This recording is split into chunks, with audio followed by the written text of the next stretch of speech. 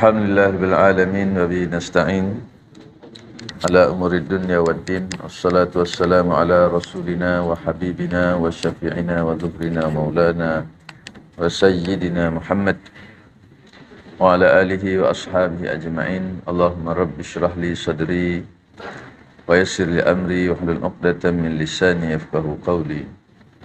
Subhanaka la ilma lana illa ma 'allamtana innaka antal alimul hakim. Rabbana iftah bainana wa baina qaumina bil haqq wa anta khairul fatihin.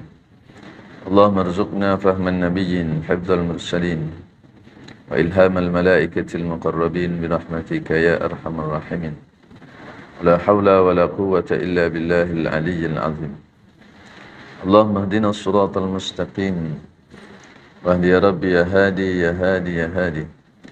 Ihdina siratal ladzina an'amta 'alaihim ghairil maghdubi 'alaihim waladdallin. Amin. Tuan-tuan dan puan-puan para jemaah yang dikasihi dan dirahmati Allah sekalian, alhamdulillah, syukur pada Allah.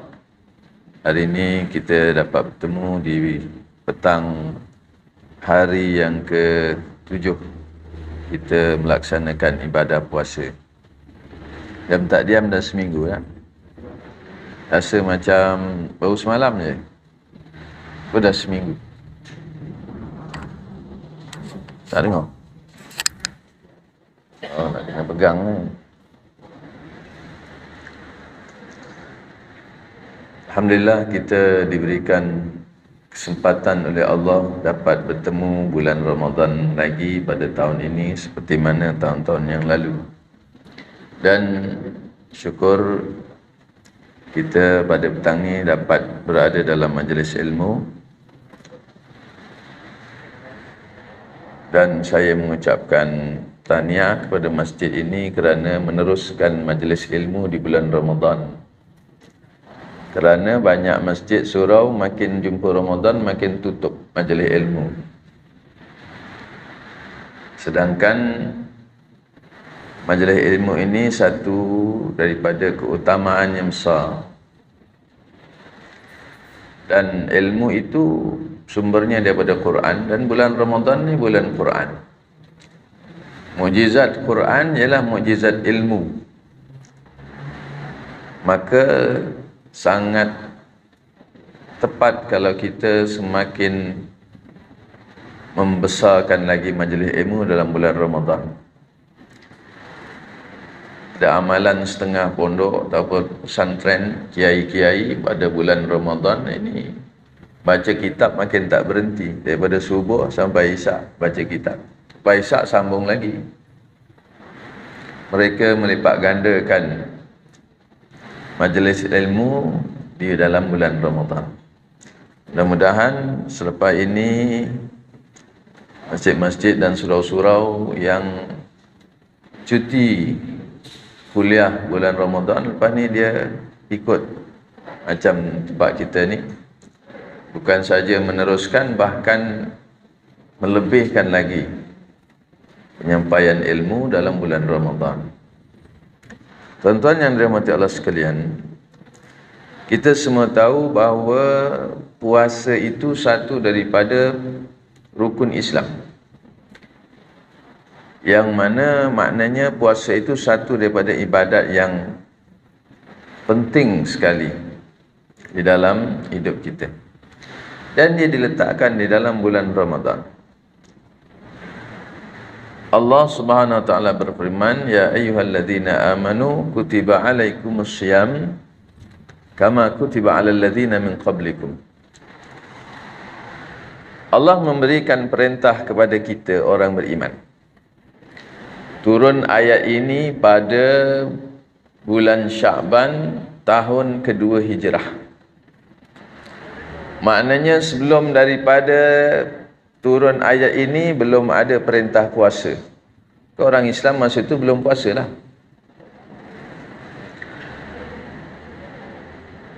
Bulan Ramadan ini juga selain daripada puasa, dia juga adalah bulan diturunkan Quran. Syahrul Ramadan allazi unzila fihi al-Quran. Ini semua kita maklum, tuan-tuan. Quran diturunkan lebih dulu daripada ibadat puasa itu sendiri. Bermakna Quran dengan puasa mana lebih penting? Quran lebih pentinglah daripada puasa. Allah Subhanahu Wa Taala menurunkan Quran itu pada malam Al-Qadar. Itu kita semua tahu ayatnya, inna anzalnahu fi lailatul qadar. Sungguhnya kami turunkan Quran pada malam Al-Qadar. Tuan-tuan, malam turun Quran ni buatnya.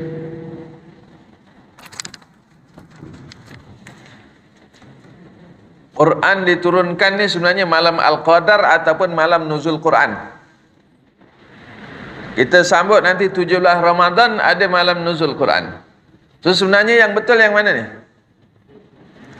Nuzul Quran atau malam Al-Qadar? Ataupun malam nuzul Quran itu malam Al-Qadar?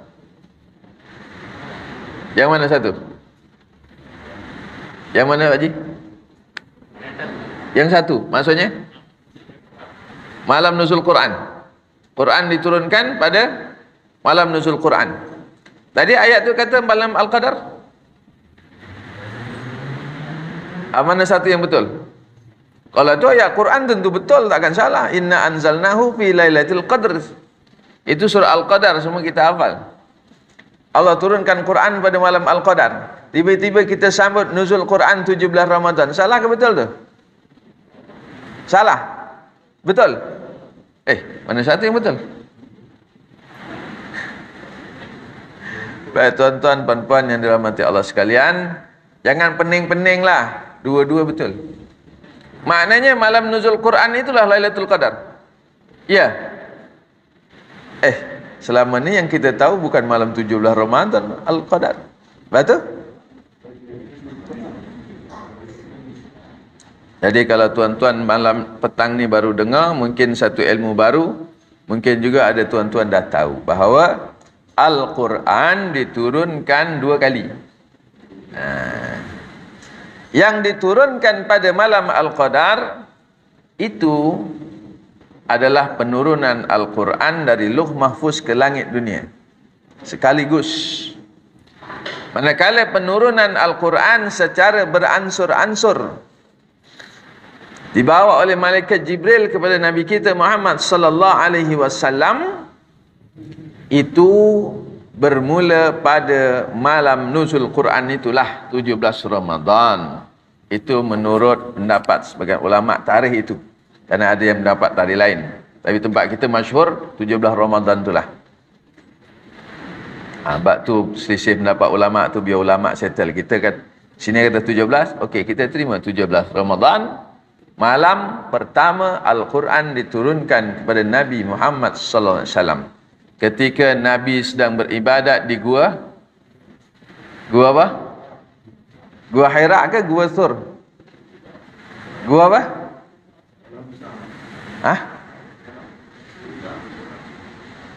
Gua Hira ya? Betul ya? Wah, ini sekali-sekali kita ulang kaji pelajaran darjah 1.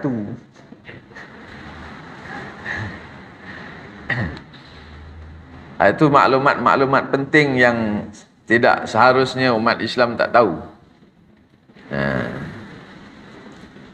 Bermula pada malam itulah Quran terus diturunkan kepada Nabi kita Nabi Muhammad sallallahu alaihi wasallam selama 13 tahun di Makkah dan 10 tahun di Madinah. Jumlah 23 tahun.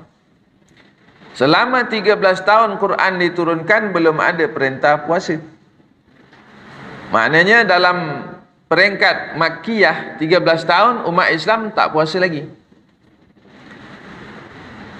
Setelah Nabi sallallahu alaihi wasallam hijrah ke Madinah, tahun pertama jumpa Ramadan belum puasa. Tahun kedua hijrah barulah ada puasa bila ayat ini diturunkan. Ayat apa tadi? Ya ayyuhalladzina amanu kutiba alaikumussyam, wahai orang beriman diwajibkan kamu puasa. Bila puasanya? Bulan Ramadan. Mana sebut dalam Quran bulan Ramadan? Dalam Quran sebut syahrul Ramadan allazi unzila fihil Quran. Bulan Ramadan itu turun Quran, bukan puasa. maka puasa itu dirujuk dengan hadis, banyak hadis menyebut tentang puasa di dalam bulan Ramadan. Contohnya, satu hadis Nabi SAW menyebut syahrul Ramadan syahrun kataballahu alaikum siyamahu. Bulan Ramadan itu satu bulan yang mana Allah mewajibkan puasa pada kamu pada waktu siang. Siang lah puasa, mana ada malam. Dan pada waktu malam wasunninat lakum qiyamuhu. Siapa dan disunatkan pada kamu menghidupkan malam, mendirikan malam. Maknanya dengan sembahyang sunat. Yang masyhurnya solat tarawih lah. Bulan lain mana ada tarawih. Bulan Ramadan kita boleh tarawih 20 rakaat campur witir 23. Straight. InsyaAllah ramai yang boleh tahan. Khususnya yang tua-tua. Yang muda tak boleh tahan. Hebat kan? Biasa yang sampai 20 itu lain-lain 60-an, 70-an, 50-an ada sikit, 40-an jarang-jarang, 30-an kalau jumpa seorang boleh buat menantu. Kerana apa? Semayang tu berat. Yang muda-muda tak larat. Yang tua-tua kuat. Tuan-tuan dan puan sekalian, itu cerita bab lain, 8 ke 20, itu dah masalah lain pula. Ya? Walaupun ada orang kata 8 itu lebih tepat dengan sunnah Rasul. Ada ulama mengata 20 itulah lebih tepat. Kerana 20 itu dibuat oleh Sayyidina Umar. Tuan-tuan kenal Sayyidina Umar? Kenal tak? Kenal? Kenal kat mana Haji? Oh, nama je. Tak kenal betul. Kita memang tak pernah jumpa Sayyidina Umar, tapi kita baca kisahnya, sejarahnya, pribadinya yang namanya Umar bin Al-Khattab. Itu satu orang yang tidak mungkin berani-berani memandai-mandai membuat sesuatu daripada agama yang lain daripada sunnah Rasulullah sallallahu alaihi wasallam. Maka pemahaman Sayyidina Umar terhadap salat tarawih itu lebih tepat daripada orang yang selepasnya. Kerana orang selepasnya itu hanya membaca hadis yang dikumpul oleh ulama. Sedangkan Sayyidina Umar melihat sendiri Rasulullah sallallahu alaihi wasallam. Sayyidina Umar dengar sendiri, bercampur, bergaul dengan Rasulullah sallallahu alaihi wasallam. Maka Sayyidina Umar lah yang lebih faham bagaimana pelaksanaan yang lebih tepat mengikut sunnah Rasulullah sallallahu alaihi wasallam. Kalau ada orang kata ini 8 daripada Rasulullah, 20 daripada Umar, bermakna dia tak kenal Umar. Yang namanya Umar tidak mungkin akan melakukan sesuatu yang bercanggah dengan sunnah Rasulullah SAW. Dan kita tahu yang namanya Umar itu orang yang lebih memahami sunnah Rasulullah SAW berbanding orang yang lahir jauh daripada zahirnya atau hayat Rasulullah SAW. Tapi bab tu kita tak nak gaduh lah. Nak buat 8-8, nak balik-balik kira boleh tahan. Budak-budak dan nak ajak semayang. Tak? Kita yang tua-tua ni janganlah act. Dulu muda-muda kau lebih gitu juga, lebih kurang. Betul? Tak betul Alhamdulillah. Ada ke anak muda nak semayang 8 pun boleh tahan. Alhamdulillah. Kita galakkan. Jangan 8. Kalau 2 pun tak apa dah. Nak juga semayang. Walaupun nanti ada orang cakap sembahyang tarawih datang, sembahyang berjemaah tak nak datang, itu cerita bab lain. Tapi dah nak datang sembahyang tarawih itu dah baguslah daripada tak nak langsung. Tinggal lagi nanti dia lama-lama kan makin seronok, semakin minat, semakin kuat. Kita ajaklah dia dengan kepahaman, dengan majlis ilmu. Sebab tu kalau kita ambil peluang bulan Ramadan ini menambahkan sedikit sebanyak kepahaman dengan ilmu tu sangat tepat sekali. Supaya orang beribadah dengan ilmu, bukan ibadah ikut-ikutan. Cuma juga orang petikai, kalau time sembahyang raya penuh masjid, tak muat-muat. Tak. Kenapa? Tengok ramai orang pergi, seronok-seronok. Dia pun pergi. Ada juga yang pergi tak sembahyang, duduk kat luar je, pasal apa? Dah penuh. Namun itu tidaklah boleh kita nak jadikan satu alasan untuk mengatakan bahawa kau tak semayang jamaah, jangan pergi semayang tarawih. Boleh kat macam tu? Tak boleh lah.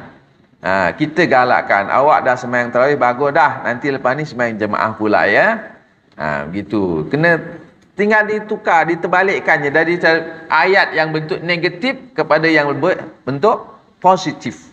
Daripada yang bentuk blame tahu cakap Melayu, cakap orang putih je hari-hari, tak cakap Melayu sasul. Bentuk menyalahkan, lebih baik kita tukar dalam bentuk yang menggalakkan. Itu kaedah cakap. Ni kadang orang dia suka blame-blame, hati kita janganlah, tak elok begitu. Tuan-tuan yang dirahmati Allah sekalian, kemuliaan Ramadan itu adalah kerana Ramadan diturunkan Quran. Maka di dalamnya itu diletakkan oleh Allah Subhanahu wa taala dengan berbagai-bagai keistimewaan. Termasuklah diletakkan antara ibadah yang paling tinggi, iaitu puasa. Maka yang jadi tajuk paling penting datangnya Ramadan itu bukan sekadar puasa, tetapi yang lebih penting daripada itu ialah Al-Quran. Tuan-tuan yang dirahmati Allah sekalian, orang Islam hari ini dah ramai yang tak kenal Quran. Ramai yang tak boleh baca Quran. Kita tengok, kalau kita suruh baca Quran, kita buat majlis baca Quran, tentu yang datang tak ramai. Tadarus dah tak ramai. Sini ada tadarus lagi? Tengok ada. Alhamdulillah. Cuma beginilah, oleh kerana kita faham, ini kira akhir zaman ni dah. Yang pandai baca Quran ni kira dah tarak-tarak separuh wali dah ni. Kira dah baguslah. Lepas tu macam mana sahabat-sahabat kita yang nasib dia kurang baik sebenarnya. Kita ni nasib baiklah kecil-kecil. Bapak kita ajar, mak kita ajar, atuk kita ajar.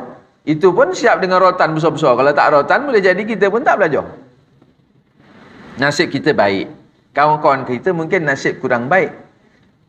Jadi kita ambil kesempatan begini tuan-tuan. Dalam majlis tadarus ini, cuba kita ubah sikit pelaksanaan itu dengan menggalakkan orang yang tak berapa pandai baca ataupun yang tak pandai baca, duduk sekali, dengar je. Kerana orang yang dengar dengan yang baca, pahala sama. Syaratnya dengar betul-betul lah, jangan main telefon. Kalau sambil main telefon, tak ada pahala dengarnya. Orang yang mendengar, pahalanya sama dengan yang baca. Jadi kita boleh buat pengumuman. Siapa yang nak ikut tadarus boleh, tak nak baca pun tak apa, dengar saja. Jadi yang baca tu satu grup ada 3-4 orang. Sekali nanti yang datang kalau ramai kan, yang tukang dengar je ramai. Bagus juga, dia nak dengar daripada tak nak langsung. Dengar satu masa nanti, boleh jadi terbuka pintu hati dia, Allah beri kekuatan kepada dia. Takkan aku kerja dengar je, bila pula aku nak pandai baca? Maka situlah ya kaedah untuk kita nak menggalakkan kawan-kawan yang kurang mahir supaya turut serta dalam majlis tadarus kita. Dan tadarus ni pun sepanjang bulan Ramadan. Bukan khatam dah tutup. Banyak tempat bila dah khataman, siapa nak khataman kan? Khataman ada. Lepas khataman ada tadarus ada lagi. Tutup. Habislah. Tadarus bukan pasal khataman. Khataman lah. Dah khatam dah.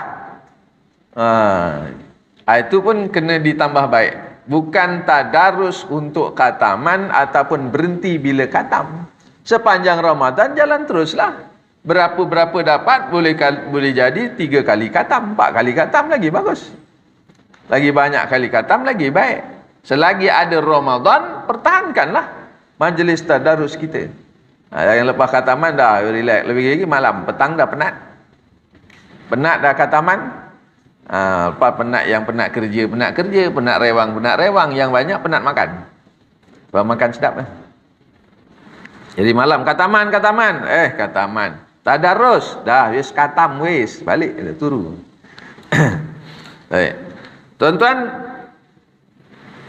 Quran itu Allah turunkan sebagai mukjizat kepada Nabi Muhammad SAW yang masih kekal sampai hari kiamat. Sampai hari ini kita dapat lihat Quran. Semua orang tahu. Cuma masalahnya, pada hari ini sampailah masanya yang pernah disebut oleh Nabi SAW bahawa sampai satu ketika orang Islam itu Quran hanya tinggal pada mushafnya. Yang pandai baca dah kurang. Yang pandai baca. Yang faham lagi kurang. Yang faham. Yang amalkan Quran sepenuhnya lagi kurang. Maka inilah dia cabaran akhir zaman. Di situ Nabi SAW menyebutkan bahawa jika ada orang akhir zaman ini ketika inda fasadi ummati, ketika rosaknya umatku, dia masih dapat mempertahankan sunnahku, maka itu orang diberi pahala 100 kali syahid. Dia nak bilang pahala syahid tu macam mana? 1, 2 syahid, 3, 4 syahid. Tak nak menunjuk bahawa betapa besar tingginya ganjaran dan kedudukan orang akhir zaman macam kita ini. Di saat orang sudah rosak, orang sudah tak faham agama, orang dah tak pedulikan Islam, tetapi saat itu kita beria-ia, bersungguh-sungguh, bermati-matian sampai mati mempertahankan Islam, memperjuangkan Islam, berusaha untuk menyebar luaskan Islam dengan kefahaman yang betul. Kefahaman yang betul itu yang mahal. Kerana ramai orang Islam tetapi kepahaman dia tidak tepat dengan kehendak Islam itu sendiri. Kenapa? Kerana kurangnya ilmu pada mereka. Kurang pendedahan ilmu atau kurang nak menuntut ilmu.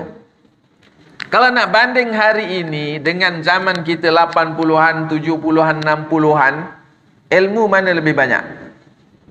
Kan hari ini masjid ada, surau ada, TV ada, radio ada. YouTube tak berhenti-berhenti. 24 jam non-stop kuliah, cari ajalah. Ustaz Abdul Somad ada, Ustaz Azaidrus ada, Ustaz Kazim ada. Cuma Ustaz Rusdi je belum nampak. Berapa nampak ni? Ni masuk? Lepas ni kita tengok. Nampak sini je lah. YouTube belum berapa nampak. Banyak. Kita boleh pilih, tapi jangan salah pilih. Kerana dalam YouTube tu macam-macam, berbagai-bagai latar belakang pendidikan dan berbagai-bagai aliran kefahaman Islam. Adakah mereka itu salah? Tak. Islam selagi mana ikut Quran, ikut hadis itu tak salah. Cuma kadang-kadang yang silap sikit adalah sikap. Apabila wujudnya orang yang mempunyai sikap yang keras, kira-kira anak cucu Khawarij yang tak sama dengan dia semua salah. Ini tak kenalah. Kerana di sana ada perbezaan pendapat ulama, sedangkan kita bukan ulama. Kalau kita menolak perbezaan pendapat ulama, bermakna kita seolah-olah satu level dengan ulama-ulama mujtahid, ulama-ulama besar. Sehingga hari ini kita lihat ada ulama-ulama kecil zaman ini sanggup, berani condemn Imam Syafi'i, Imam Ghazali. Siapa engkau? Hebat mana engkau? Mampu nak menantang ulama-ulama besar, ilmunya tinggi, orangnya warak, kedudukannya dikenal serata dunia, diakui oleh seluruh para ulama Islam. Maka itu hati-hati. Orang macam ni kita hati-hati sikit lah. So kita harus kenal juga. Kalau nak tengok YouTube, hati-hati, pilih-pilih yang kita kenal. Jangan yang tak kenal tengok macam sedap je, macam bagus saja. Kita pun nak ikut. Itu yang kadang-kadang jadi haru celaru dalam masyarakat. Bila berlaku berbeza pendapat ulama, yang seorang tak nak mengalah, dia kira semua yang tak sama dengan dia tak betul. Itu tak betul lah. Tak semua yang tak sama tu tak betul. Kerana banyak perbezaan pendapat ulama, khususnya dalam masalah-masalah fiqh. Itu banyak sekali. Dan dalam mazhab Syafi'i sendiri pun, kalau kita tengok kitab kita yang kita pakai sekolah agama dulu, Matla'al Badrin, ingat lagi kan Matla'al Badrin? Ingatlah tajuk dia, dalam dia tak berapa ingat dah. Jadi ya, kurang-kurang pernah tengok, pernah pegang. Kenal orang sebut Matla'al Badrin. Tahu, dulu aku sekolah belajar. Kau belajar kan kau tengok? Yalah, tengok-tengok ke belajar-belajar juga. Baik contoh, dalam tu disebut orang mati, budak lelaki, contoh dia budak lelaki mati belum sunat. Itu contoh dalam kitab gitu. Pasal masa tu contoh yang paling senang itu. Apa masalahnya? Iaitu masalah dia bila mandi jenazah ada tempat yang tak boleh sampai air. Kat mana tu? Hang fikir sendiri lah. Kan nak beritahu. Adalah tempatnya tu kan. Jadi apabila ada tempat yang tak boleh sampai air, macam mana nak buat? Kat situ diletakkan dua pendapat ulama dalam mazhab Syafi'i. Maka kata Syekh Ibn Hajar, diterjih oleh Syekh Ibn Hajar, dikata kalau tak boleh begitu, tempat yang tak boleh sampai air itu digantikan dengan tayamum. Lepas tu selesailah. Dah siap mandi, dah tayamum, kapankan, mandi, semayangkan ke bumi macam biasa. Itu pendapat Syekh Ibn Hajar begitu. Namun kata Syekh Ramli, ya mazhab Syafi'i juga. Kata Syekh Ramli, tak payah susah-susah. Kalau dah tak sampai air, ya dah. Mandikan mana yang dapat, lepas tu dikapankan. Oleh kerana mandinya tak sempurna, tak boleh disemayangkan. Tak payah semayang. Kalau kita buat kat Bukit Pasir ni agak macam. Sedangkan itu pendapat ulama. Cuma kita tak tahu. Kalau buat macam ni tentu geger punya. Wah, apa nak jadi imam ni? Sesat lah, ajaran sesat ke apa benda tak tahulah. Kan? Kerana ilmu tak sampai pada kita. Lepas tu kita ni jadi orang biasa, orang awam macam kita ni. Bila kita nampak sesuatu yang tak sama dengan pengetahuan kita, jangan terus sesatkan. Jangan terus kata salah. Kerana mungkin kita tak tahu. Dan dalam fiqh tu banyak sekali perbezaan pendapat ulama. Kita kena ngaji ya, banyak-banyak baru tahu. Dapat sikit-sikit pun jadilah. Muslimin muslimat yang dirahmati Allah sekalian, ini biasa sampai pukul berapa juga? 5:30? Ya. 6:30? Janganlah lama-lama. Dah lah air tak ada. Lama sangat. Kering tekak. Berapa? 5:30? Itu dah 5:18. Tuan-tuan yang dirahmati Allah sekalian, di dalam bulan Ramadan tadi satu puasa. Allah perintahkan kita puasa dengan satu harapan, program puasa yang Allah Ta'ala buat untuk kita ini dapat melahirkan umat Islam, para mukmin, sebut ya ayyuhallazina amanu, orang beriman yang akan menjadi orang terbaik yang mempunyai sifat takwa. Sifat takwa itu apa? Tuan-tuan dan tuan-tuan sekalian, kalau kita tengok dalam kitab ataupun terjemahan Quran, takwa itu maksudnya apa? Orang yang bertakwa maknanya orang yang takut, ya? Takut, ya? Kita tengok terjemahan Quran, takwa diterjemahkan sebagai takut. Tapi sebenarnya takwa itu bukan secara direct maknanya takut. Dia bermaksud, kalau kita tengok dalam ayat yang lain, Allah sebut qu anfusakum. Qu itu sama kata dasarnya dengan takwa. Perintah qu anfusakum, jagalah, peliharalah dirimu, wa ahlikum, dan ahlimu, nara, daripada api neraka.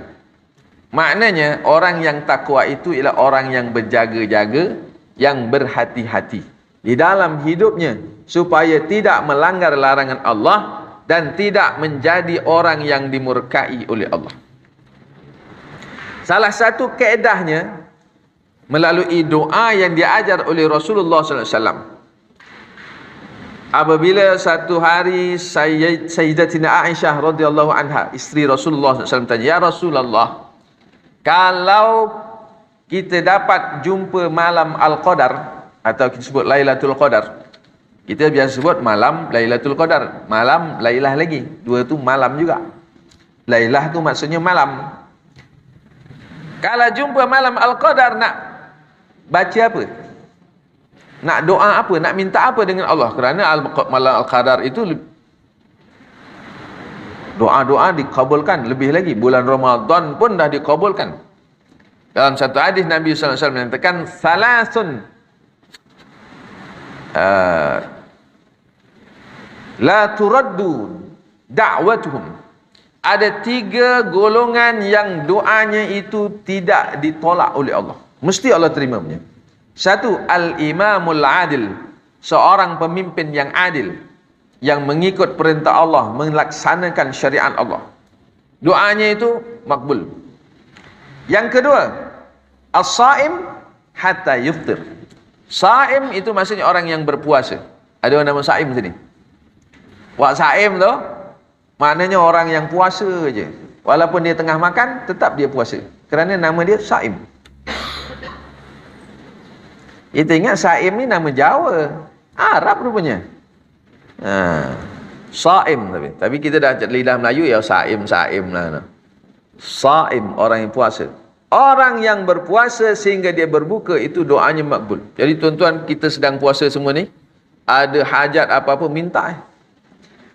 Yang susah banyak utang minta, yang sakit minta sihat, yang belum kahwin minta dapat kahwin, yang teringin nak kahwin lagi, doalah bulan puasa ni. Makbul. Yang belakang tu, kalau tak nak suami dia kahwin lagi, doa juga. Lawan doa. Siapa menang?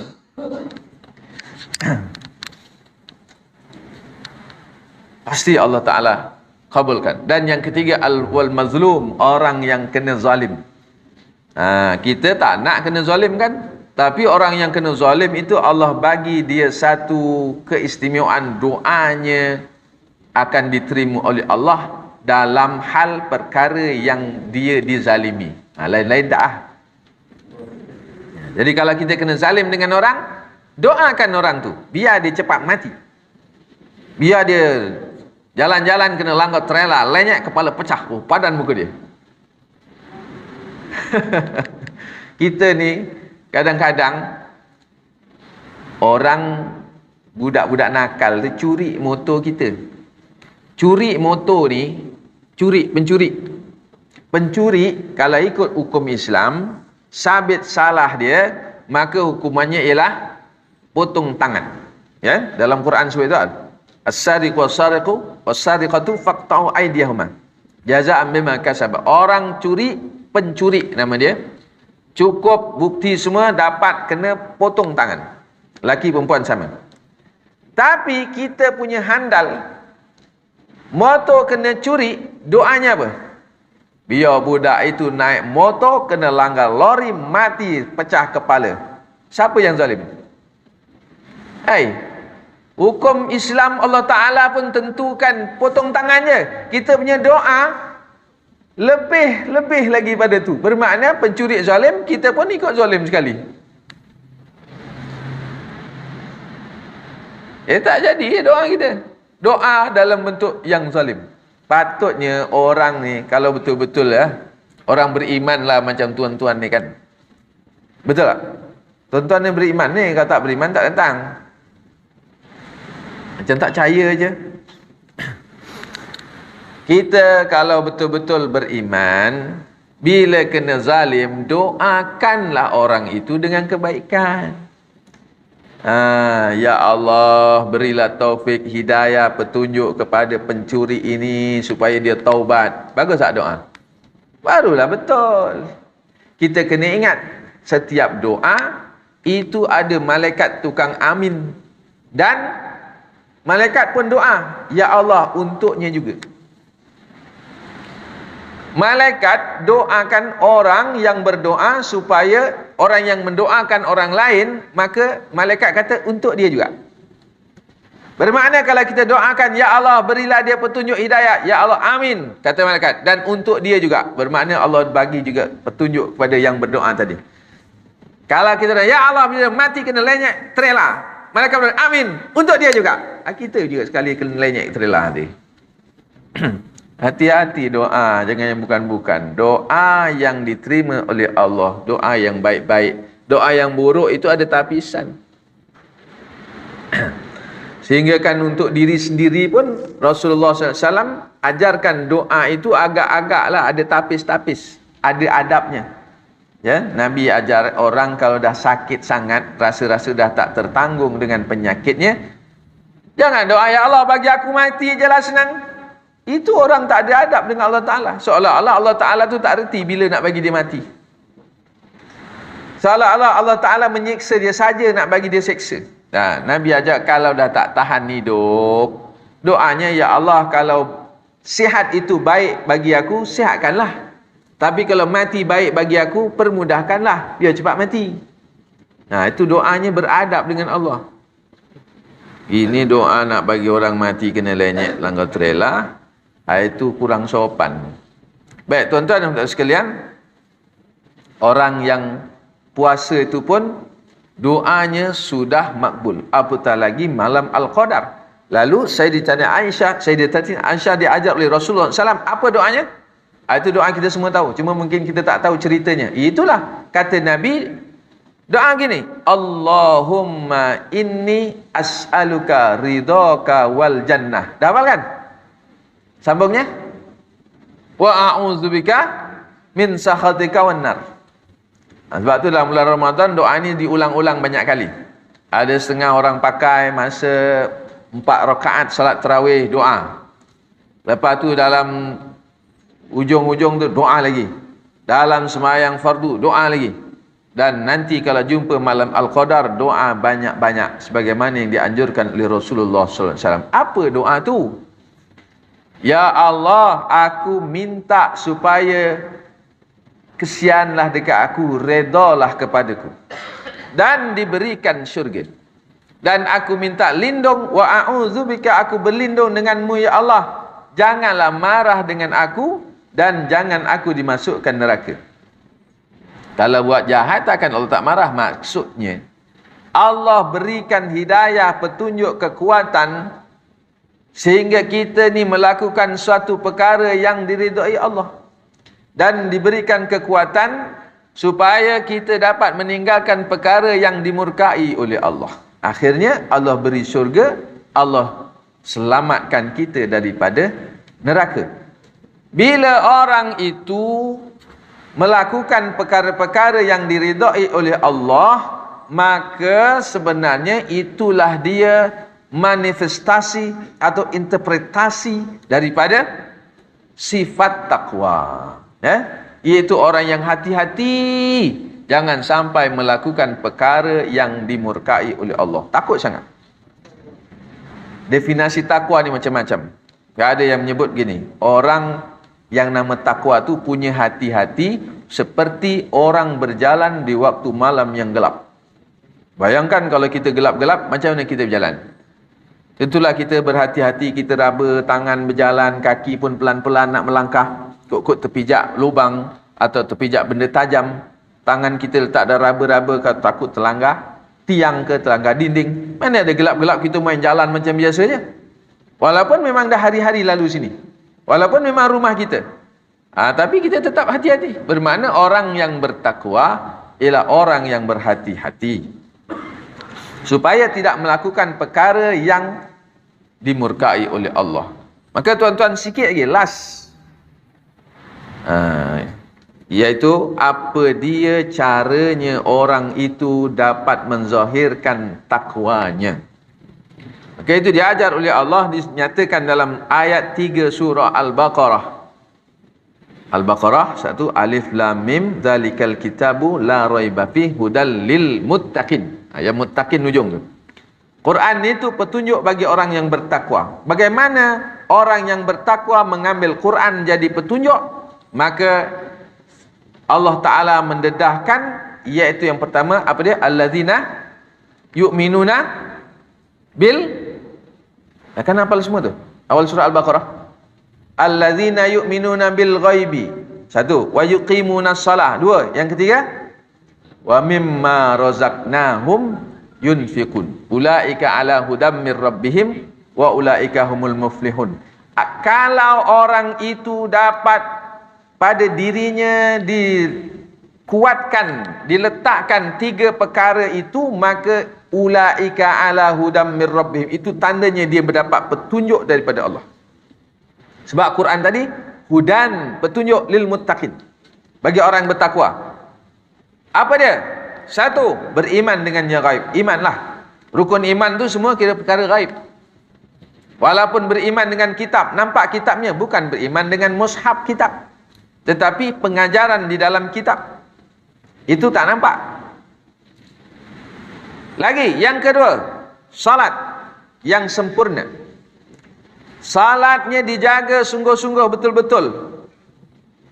Macam mana jaga salat? Langkah pertama jaga solat bagi sempurna, yang lelaki datang masjid solat berjamaah. Itu langkah pertama.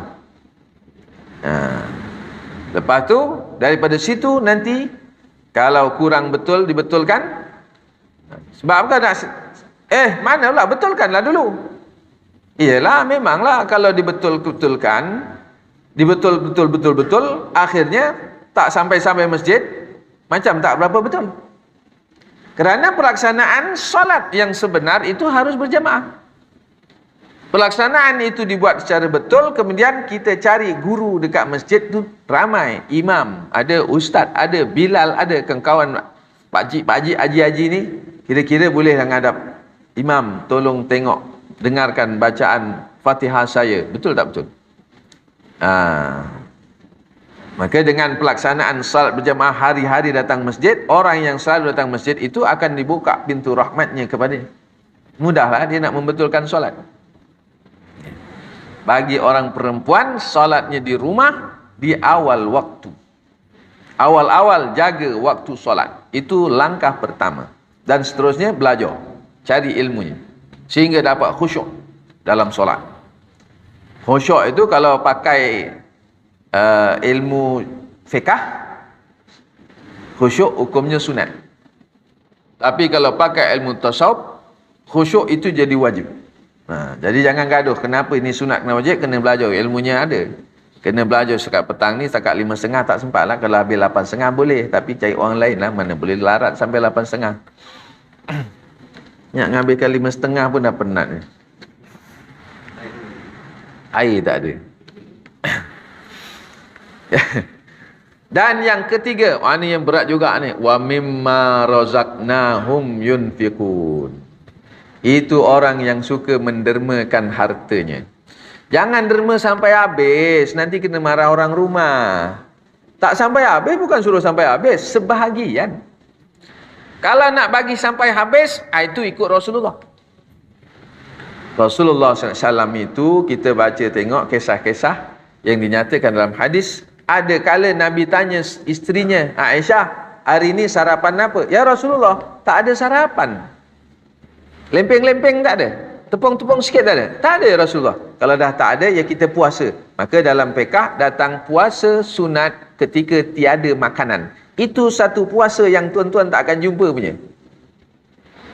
Pernah kat rumah tak ada makanan? Tak pernah kan? Jadi hukum puasa tu tak jumpa kat kita. Itu ada orang cakap pula, kita ikut macam Rasulullah, jadi orang miskin. Kenapa dia cakap macam tu? Kerana dia memang miskin. Dia ingat Rasulullah tu miskin macam dia. Silap. Bukan Rasulullah miskin, Rasulullah kaya, income-nya besar. Rasulullah ni dekat Madinah apa pangkat dia? Pengerusi masjid ke imam masjid? Ataupun mufti? Rasulullah itu sultan. Kalau sekarang Perdana Menteri, berapa gaji Perdana Menteri? Kalau sekarang lah. Bermakna, ya bukan Rasulullah tu gajinya sama macam sekarang. Tetapi Rasulullah SAW itu, ya orang yang dibuka pintu rezeki Allah banyak. Daripada harta rampasan perang, 2/5, 1/5, 20%. 20% Allah untukkan untuk Rasulullah SAW. Tetapi Rasulullah sedar itu bukan caranya untuk dia sebagai pemimpin membina kekayaan sendiri. Buat rumah besar-besar, kereta besar-besar, tapi kereta Nabi, kuda Nabi paling mahal. Kereta je satu pakai, paling mahal. Kita kan nak boleh, paling handal nak cari kereta yang baik-baik. Tapi ingat, orang beli kereta baik, kena ada niat supaya kereta itu tidak jadi beban di akhirat besok. Niat apa? Tuan-tuan, kalau ada kereta cantik, bagus, kawan pinjam bagi tak? Kalau ada niat awal-awal tak nak bagi, tak usah. Itu dah ada sifat kedekut. Rasulullah SAW ada harta, ada duit, semua diberi kepada rakyatnya, umatnya saat itu. Rakyatlah sebagai dia pemimpin. Dia hidup cara yang sangat sederhana. Itu Rasulullah SAW tunjuk. Yang boleh ikut, Sayyidina Abu Bakar. Sayyidina Umar, separuh hartanya kasih. Kita boleh kasih separuh, macam Sayyidina Umar. Nanti tengok dalam bank ada 50,000, keluarkan 25 bagi masjid. bagi orang susah, boleh? Tak boleh banyak sangat. Kita sedekah-sedekah ni habis tinggi RM50 dah lah, jangan banyak-banyak. Wa mimma razaqnahum yunfikun, suka mengeluarkan hartanya, sebahagian hartanya, jangan sampai habis. Untuk kita ni jangan sampai habis. Sebahagian harta di derma sana, derma sini, tolong orang sana, tolong orang sini. Jadi itu adalah satu penampilan zahir praktikal sebagai orang yang bertakwa. Habis tak ada ke sembahyang malam, puasa sunat? Wah, itu cerita di sebaliknya. Namun Allah Ta'ala tunjukkan 3 ciri utamanya. Kalau rajin sembahyang malam tapi kedekut, tai hidung payau, bukan masin lagi. Wah, tak jadi sembahyang tu. Puasa sunat banyak. Kita ingat puasa sunat pasal dia alim. Bukan alim, dia ahli ibadat. Rupanya sayang duit nak makan, kedekut, baik aku puasa je. Pun tak jadi juga. Jadi tuan-tuan, puan-puan yang dirahmati Allah sekalian, itu yang dapat saya sampaikan pada petang ini. Dengan keterbatasan ilmu, bukan keterbatasan waktu. Waktu tu panjang je. Kalau saya sambung, tuan-tuan pun tunggu. Tapi nak cakap tak erti dah, ilmu tak ada. Sikit tu je lah. Dan itu pun banyak salah silap. Saya mohon maaf atas kelemahan dan kejahilan saya. Moga-moga ada yang baik itu Allah jadikan sebagai ilmu yang bermanfaat, yang dapat kita amal sama-sama. Boleh pula kita sampaikan menjadi amal jariah kepada kita, insya-Allah. Sekian dulu, salah silap mohon maaf sekali lagi.